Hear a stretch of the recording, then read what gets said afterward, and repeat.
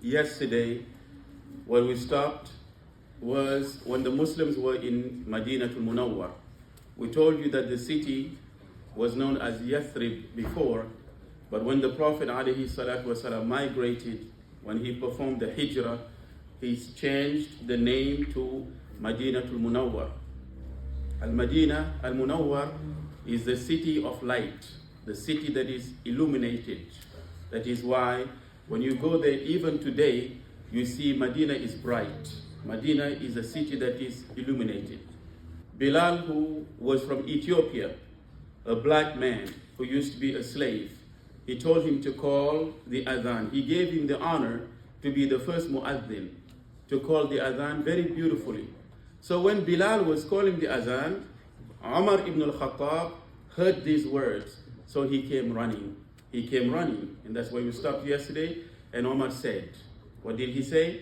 Umar ibn al-Khattab, he said, by Allah, I saw the same dream last night. By Allah, I saw the same dream. So imagine two people in Medina having the same dream. Of course, then this must be from who? From Allah Azza wa Jalla. Therefore, that became the adhan. Now the Muslims are now in Madinatul Munawwar. The Prophet ﷺ, he's the leader. Not only he's the Imam, he's the Prophet, but he's like the president of Medina. He's the greatest leader in this city. Now he's making his nation. He's making his nation. The city is under his leadership.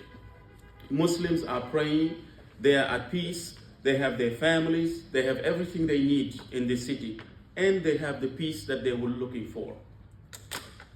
The second year of the migration, so 2 years while they were in Medina, now Muslims, they still have a grief. They're still paining over the fact that when they left Mecca, many of them left their belongings. I mentioned it before. When they were migrating, they lost their businesses. They lost their money. Some of them had many camels and goats and sheep, but they had to leave it behind because the kuffar of Mecca, they took everything from them by force. In some cases, some of the Muslims who came to Mecca and they worked very hard and started having a lot of money, when it was time to leave, the Meccans told them, when you came here, you came poor. We will not allow you to take your money. So Muslims, imagine, they're in pain. So 2 years in Medina, now they decided that the money that we lost in Mecca, they took our money by force. We need to get this money back from them. If we don't get it from them, they will continue to gather against us. They will continue to accumulate money and weapons, and sooner or later they will come attack us. So we have to be proactive. We have to defend ourselves. When they heard, one day there was a caravan coming from Mecca, passing through Medina, and this caravan passing by Medina, this caravan was the property of Abu Sufyan.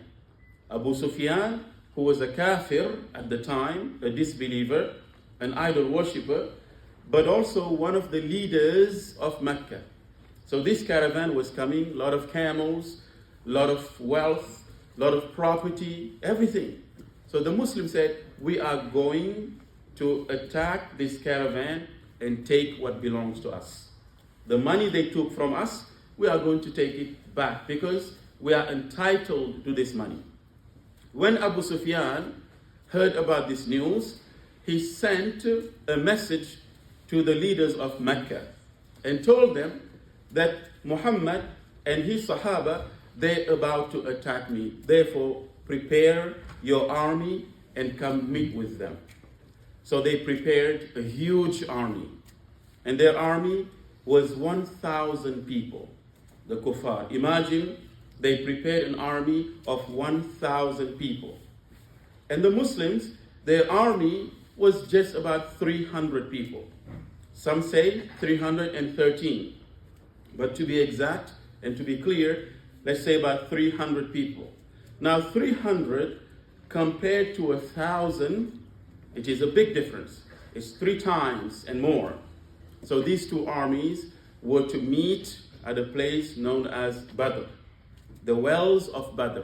This is why you know it today as the Battle of Badr. The Battle of Badr. And this battle took place on the 17th in the month of Ramadan. On the 17th in the month of Ramadan. But Ramadan was called Ramadan as the month, but fasting had not been prescribed yet. The Muslims were not fasting yet. They were praying, but they were not fasting yet. There was no zakah yet. There was no hajj yet. Now you have to know that all these pillars of Islam did not come together at one time. They started coming one by one. You remember the salah, it came when the Prophet went to the night journey, right? Allah gave him salah. And that was the 10th year. Now the 12th year, here we are talking about the Battle of Badr, yet there was still no Ramadan yet. It is after that Ramadan was prescribed, after that Hajj was prescribed, Zakat was prescribed. So on the 17th, in the month of Ramadan, the two armies, 1,000 on the side of the non-Muslims and about 300 on this side were to face each other around the wells of Badr. Prophet Muhammad had prepared some of his soldiers. They are ready. The first encounter, people when they used to have battles before, the armies would face one another, but they will appoint one soldier from here, one soldier, and they fight first.